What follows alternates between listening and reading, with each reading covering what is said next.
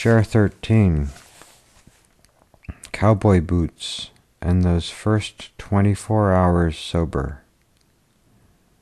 On my discharge from rehab, I was picked up at the front door by a guy named Al, who had gotten out 2 weeks prior to me.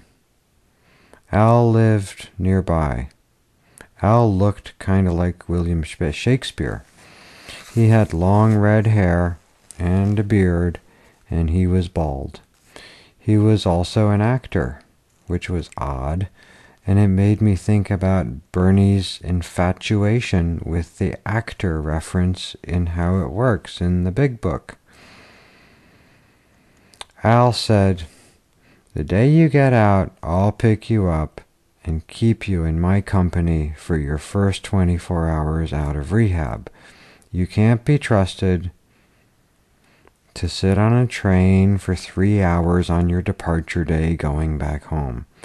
You could get drunk on the train. I will pick you up and I will take you to my house nearby. And then tomorrow, if you want, you can get on the train and you can go home." Later on, I telephoned him every year at that time of year for the first 8 years. And so we met as arranged on that first day out of rehab. And that was great. And I don't remember anything about the first 24 hours with Al, except that I remember I bought a pair of cowboy boots on that first day. I wasn't into riding horses. I wasn't anywhere near any horses, as far as I know. But I hadn't even been out of rehab 24 hours, and I was already shopping, trying to look like Keith Richards or somebody. I wasn't. Trying to fill that spiritual hole inside of me. The next day, he put me on a train at the Stamford, Connecticut train station, and I went back to Rhode Island and I stayed sober. And I always thank my higher power at night for just little things like that I didn't actually take a train the first day out of rehab, get drunk on the train going home, and then, have trouble staying sober ever since. Anyway, 21 years later, I was coming back from New York City to Rhode Island again. And I had someone driving me.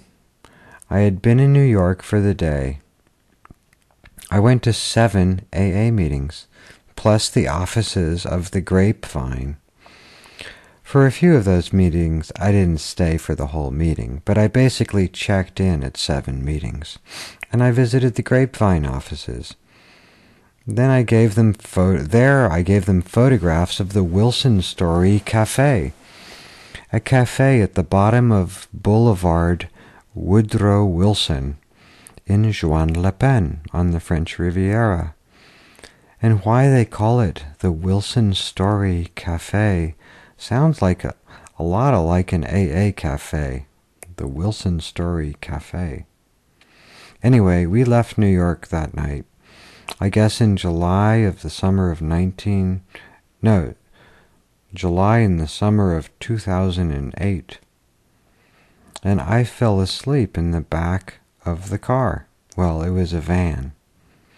When we left Manhattan, I woke up about an hour outside of New York, looked out of the window, and for a fleeting moment we were passing exactly that train station in Stamford, passing it on the highway, and I thought to myself how that was where it all happened, at that train station.